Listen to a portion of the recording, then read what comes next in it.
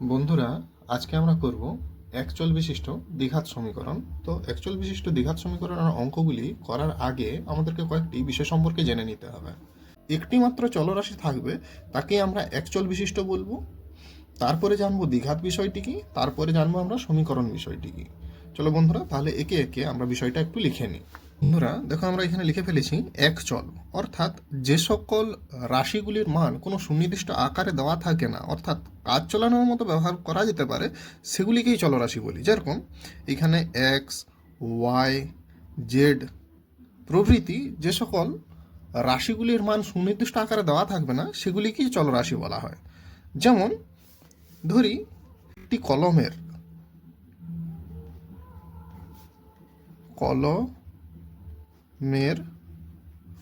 দাম x টাকা। বন্ধুরা এখানে আমরা লিখেছি একটি কলমের দাম x টাকা। এই যে এক্স, এটা কি কোনো সংখ্যা? নয় বন্ধুরা, এটা কোনো সংখ্যা নয়। তাহলে এটা হচ্ছে একটা চল। চল কাকে বলবো না, যার কোনো সুনির্দিষ্ট মান দেওয়া থাকবে না, তাকেই আমরা চল বলবো। এখানে এই এক্সের মান একও হতে পারে, 5ও হতে পারে, আবার 10ও হতে পারে। অর্থাৎ যেখানে যে চলের কোনো মান দেওয়া থাকবে না, তাকেই আমরা চল বলবো। এখানে দেখো, প্রত্যেকটা এক একটি চল। এখানে এক্স একটা চল, ওয়াই একটা চল এবং জেড একটা চল। এ থেকে আরম্ভ করে জেড পর্যন্ত যতগুলি বর্ণমালার বর্ণ রয়েছে, প্রত্যেকটিকে আমরা এক একটি চল বলে ধরে নিতে পারি। বোঝা গেল? আচ্ছা, তারপরে আসছি আমরা ঘাত।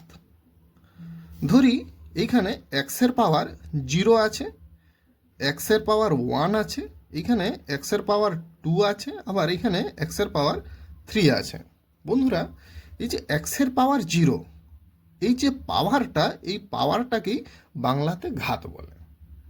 এইখানে তাহলে এক্সের ঘাত কত বলবো? 1। এইখানে এক্সের ঘাত কত না, এক্স এর ঘাত কত না 0।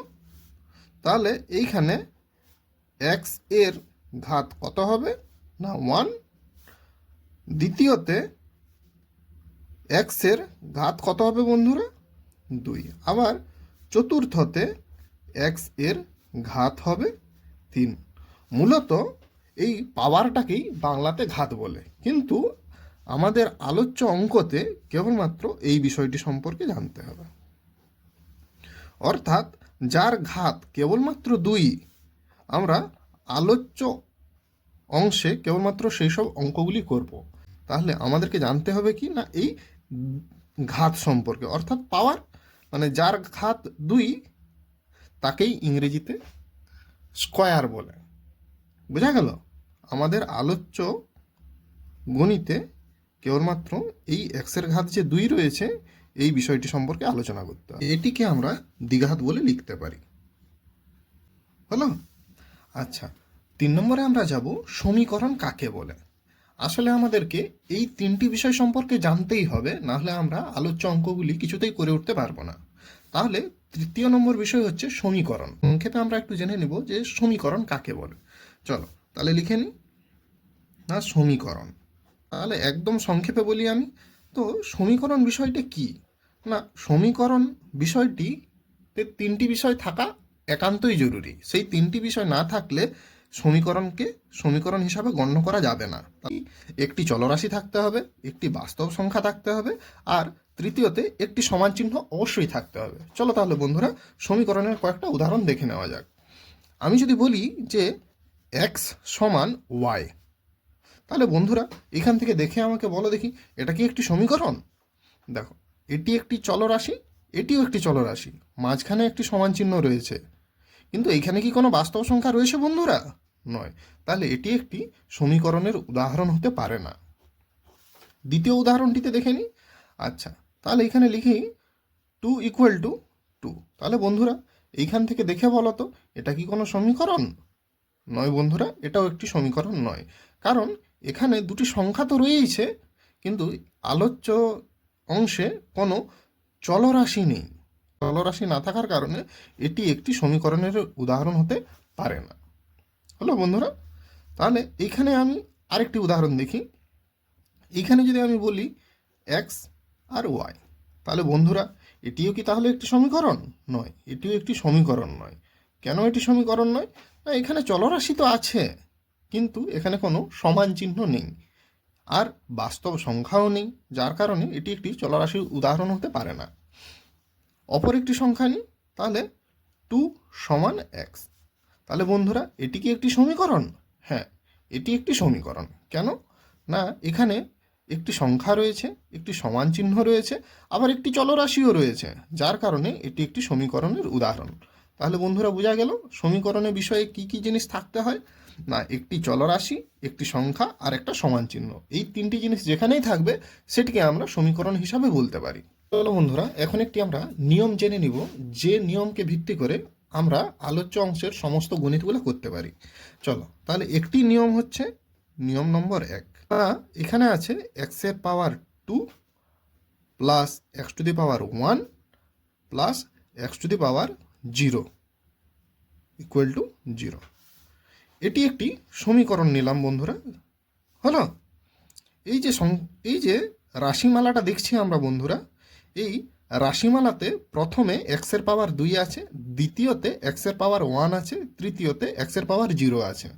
কিন্তু এখানে আমাকে কয়েকটি সংখ্যাও নিয়ে নিতে হবে, যার কারণে এটা একটি সমীকরণে পরিণত হতে পারে। যেমন এখানে এ নিব, তারপরে x square plus b x to the power 1 plus c x to the power 0 equal to 0 আমরা লিখতে পারি বন্ধুরা। এখানে আমাকে বলো তো, এখানে এক্স টু দি পাওয়ার 0 মানে কত? এক্স টু দি পাওয়ার 0 মানে হচ্ছে 1। অর্থাৎ কোনো জিনিসের পাওয়ার যদি 0 থাকে তাহলে উত্তরটা সবসময় 1 হয়। সেই কারণে এক্স টু দি পাওয়ার 0, অর্থাৎ এইখানটা এই পুরাটার বদলে কি লিখতে পারি? আমি 1 লিখতে পারি। অর্থাৎ 1-এর সাথে সিটা গুণ অবস্থায় আছে, তাহলে এইটা আমরা বাদ দিয়ে দিব। এখান থেকে আমরা এটা বাদ দিয়ে দিব। তাহলে সমীকরণটা কি পড়ে থাকবে? না, a x square plus b x to the power 1 plus c equal to 0। আচ্ছা, আমরা যেখানে এ বি আর সি বসালাম, এগুলা কি? না, এগুলাই হচ্ছে আমাদের আলোচ্য অংশে যে পরের গণিতগুলো করব, সেখানে এ হচ্ছে কোনো বাস্তব সংখ্যা, বিও কোনো বাস্তব সংখ্যা আর সিও কোনো বাস্তব সংখ্যা। এ হবে প্রথম সংখ্যার জন্য এ বসালাম, বি হচ্ছে দ্বিতীয় সংখ্যা, আর এই সিটি হচ্ছে তৃতীয় সংখ্যা। অর্থাৎ আমাদের যে সমীকরণগুলো থাকবে সেখানে এইখানে কোনো সংখ্যা থাকতে পারে, যেটা হচ্ছে প্রথম সংখ্যা, বি হচ্ছে পরের সংখ্যা, তার বদলে আমরা বি লিখলাম, আর সিও একটি সংখ্যা, যেটা আমরা 3 নম্বরে লিখলাম। এ বি সি তিনটি কিন্তু এক একটি বাস্তব সংখ্যা। তাহলে আমরা লিখতে পারি যে এ বি আর সি এই তিনটি কি এক একটি বাস্তব সংখ্যা। হলো বন্ধুরা? হলো। আচ্ছা, আরেকটি বিষয় আমাদেরকে জেনে নিতে হবে। এইখানে আমাকে বলো দেখিনি, এটা কিসের উদাহরণ? এটি হচ্ছে একটি দ্বিঘাত সমীকরণের উদাহরণ। এখানে আমরা সমীকরণ কেন বলছি বন্ধুরা? এখানে তো কোনো সংখ্যা নেই, তো এটাকে আমরা সমীকরণ কেন বললাম? না, এখানে আমরা বলেই দিয়েছি যে এ বি সি এই যে তিনটা যে সংখ্যা আছে, এটাই কিন্তু বাস্তব সংখ্যা। অর্থাৎ প্রশ্নতে আমাদের এর বদলে একটি সংখ্যা থাকবে, বি অর্থাৎ পরে যেটা থাকবে সেখানে একটি সংখ্যা থাকবে, সি অর্থাৎ 3 নম্বরে একটি সংখ্যা থাকবে। হলো, এ বি সি অর্থাৎ প্রথম সংখ্যা, দ্বিতীয় সংখ্যা, তৃতীয় সংখ্যা, এই তিনটি কিন্তু এক একটি সংখ্যা। হলো, তাহলে এটি যদি সংখ্যা হয় আর এগুলা যদি রাশি হয় আর এখানে যদি সমান চিহ্ন থাকে, তাহলে এটিকে আমরা কি বলতে পারি? এটি হচ্ছে একটি সমীকরণ। তাহলে বন্ধুরা এটিকে আমরা কি বলবো? X square plus x to the power 1 plus x to the power 0। বন্ধুরা এখানে কি কোনো সমান চিহ্ন রয়েছে? নেই না বন্ধুরা। তো এই জিনিসটাকে আমরা কিন্তু সমীকরণ বলতে পারবো না। এটাকে তাহলে কি বলবো? এখানে রাশি অনেকগুলি আছে, এটিকে যদি আমরা প্রথম পদ বলি, এটাকে যদি পরের পদ, আর এটা যদি তৃতীয় পদ বলি, এটা প্রথম পদ, এটা দ্বিতীয় পদ, এটা তৃতীয় পদ। অর্থাৎ অনেকগুলি পদ আছে, অর্থাৎ একের বেশি পদ আছে, অর্থাৎ বহুপদী। আর এগুলা পরপর সাজানো আছে, অর্থাৎ মালা হিসাবে সাজানো রয়েছে, যেখানে কোনো সমান চিহ্ন নেই, অর্থাৎ এটা কোনো সমীকরণ নয়। তাহলে এটিকে আমরা কি লিখতে পারি? এটি হবে একটি বহুপদী সংখ্যামালা। হলো বন্ধুরা? আরেকটি বিষয় বন্ধুরা এখানে আমাদের জেনে নেওয়া দরকার, এই যে এটিকে আমরা কি বলবো? এটি হবে একটি সমীকরণের উদাহরণ, তাই না বন্ধুরা? এই সমীকরণটা সবসময় মনে রাখবো। আচ্ছা বন্ধুরা, আমাকে বলো দেখিনি, এই যে এটাকে কি ধরনের সমীকরণ বলবো? না, এটা একটা দ্বিঘাত সমীকরণের উদাহরণ, তাই না? এইখানে কোন জিনিসটা বাদ দিলে এটি একটি দ্বিঘাত সমীকরণ হবে না? না, আমরা যদি এই প্রথমেরটা বাদ দিয়ে দিই তাহলে কিন্তু এটা আর দ্বিঘাত সমীকরণ হবে না। কারণ এইখানে দ্বিঘাত কখন বলবো, মানে যার ঘাত 2 তাকেই তো দ্বিঘাত বলবো। এটাকে যদি আমি ঢাকিয়ে দিই তাহলে এটা আর দ্বিঘাত সমীকরণের উদাহরণ হবে না। এটা কখন আমি ঢাকাতে পারবো না, এই পাশের পুরাটার মান যখন শূন্য হয়ে যাবে। এ দুটা গুণ অবস্থায় আছে, অর্থাৎ এর মান যখন শূন্য হয়ে যাবে তখন এটি আর দ্বিঘাত সমীকরণ হবে না, তাই না বন্ধুরা?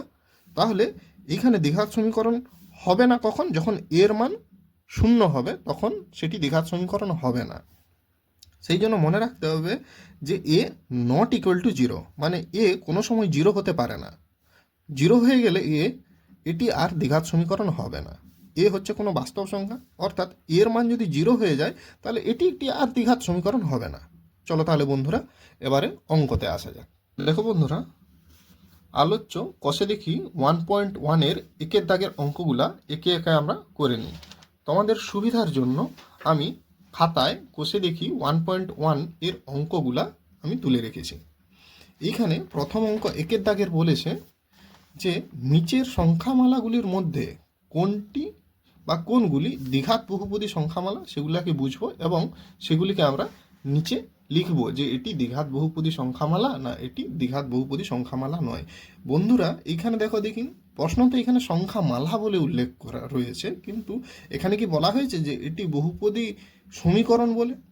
নয় বন্ধুরা, কারণ এটা একটু সমীকরণ নয়, কারণ এখানে কি চিহ্নটা নেই, সমান চিহ্নটা নেই, যার কারণে এটাকে বহুপদী সংখ্যামালা বলা হয়েছে। বহুপদী অর্থাৎ অনেকগুলি পদ রয়েছে, সংখ্যামালা মানে সংখ্যার মালা অনেকগুলি রয়েছে, সেই জন্য এটিকে সংখ্যামালা বলা হয়েছে। আর বহুপদ মানে কটি পদ রয়েছে? 3টি পদ রয়েছে, প্রথম পদ, দ্বিতীয় পদ আর তৃতীয় পদ, সেই জন্য এটিকে বলা হচ্ছে বহুপদী সংখ্যামালা। তাহলে এখানে কোনটি দ্বিঘাত অর্থাৎ এক্সের পাওয়ার 2 কোনগুলাতে রয়েছে সেটাকে আমাকে চিহ্নিত করতে হবে, তাই নয়? তাহলে আমরা উত্তরটিতে লিখব অতএব এটি একটি কি দ্বিঘাত বহুপদী সংখ্যামালা? দেখো হ্যাঁ বন্ধুরা, এটি একটি দ্বিঘাত বহুপদী সংখ্যামালা। কেন দ্বিঘাত বলবো না, এক্সের পাওয়ার 2 আছে অর্থাৎ এক্সের ঘাত 2। অতএব এটি আমরা লিখব কি না, এটি একটি দ্বিঘাত বহুপদী সংখ্যামালা। আমরা বুঝলাম কি করে যে এটা দ্বিঘাত বহুপদী সংখ্যামালা বলে? না, এক্সের পাওয়ার 2 দেখে, অর্থাৎ যেখানে এক্সের সর্বোচ্চ ঘাত কত 2, তাহলে লিখব যেখানে এক্স এর সর্বোচ্চ ঘাত কত বন্ধুরা? না 2। হলো। পরের অঙ্কটা দেখি। পরের অঙ্কতে আমরা দেখেই বুঝে নিচ্ছি এখানে যে এক্সের ঘাত 5 আছে। তাহলে কি এক্সের ঘাত 2 আছে কি? তাহলে এটি কি দ্বিঘাত কি? নয় বন্ধুরা, এটি একটি দ্বিঘাত বহুপদী সংখ্যামালা নয়। তাহলে এটিকে আমরা কি লিখব না, অতএব এটি একটি দ্বিঘাত বহুপদী সংখ্যামালা নয়। কি করে বুঝলাম যে এটি একটি দ্বিঘাত বহুপদী সংখ্যামালা নয়? না, এক্সের পাওয়ার 5 দেখেই আমরা বুঝে নিয়েছি যে এটি একটি দ্বিঘাত বহুপদী সংখ্যামালা নয়। যেখানে কি করে বুঝলাম? যেখানে এক্স এর সর্বোচ্চ ঘাত কত? না, এখানে এক্স এর সর্বোচ্চ ঘাত 5, তাই এটি একটি দ্বিঘাত বহুপদী সংখ্যামালা নয়। পরের অঙ্কটাতে দেখি, 3 নম্বর অঙ্কটিতে এইটা দেখো, এই 2xটা বন্ধনের ভিতরে যে x + 5 আছে এটি গুণ অবস্থায় রয়েছে, তাহলে এটিকে প্রথমে আমাদেরকে গুণ করে নিতে হবে, তাই নয় বন্ধুরা? তাহলে চলো তাহলে আমরা অঙ্কটিকে গুণ করে কষে নিই। তাহলে 2 আর এখানে 1 আছে, 2 একে 2, তাহলে 2 হলো x গুণ করলে হচ্ছে x এর স্কয়ার।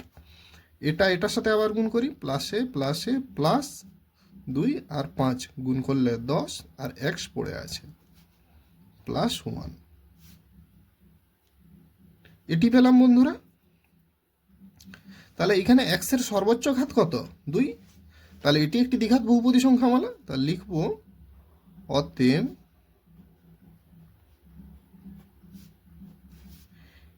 এটি একটি দ্বিঘাত বহুপদী সংখ্যামালা। আমরা বুঝলাম কি করে যে এটি একটি দ্বিঘাত বহুপদী সংখ্যামালা? না এক্স এর ঘাত কত থেকে বুঝেছি? না 2, যেখানে এক্স এর সর্বোচ্চ ঘাত 2। তারপরে আসছি 4 দাগের অঙ্কটা। বন্ধুরা এখানে আমরা দেখেই বুঝে নিচ্ছি যে এক্স এর ঘাত কত আছে বন্ধুরা? কিছু আছে কি এক্স এর ঘাত? কিছু নেই, মানে 1 আছে। কটা এক্স আছে? একটাই এক্স আছে এর পাওয়ারে, তাই নয়? তা লিখব অতএব এটি একটি দ্বিঘাত বহুপদী সংখ্যামালা নয়।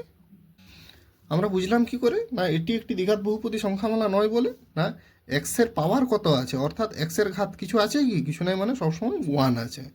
তাহলে যেখানে এক্স এর ঘাত কত বন্ধুরা? না এক্স এর ঘাত 1।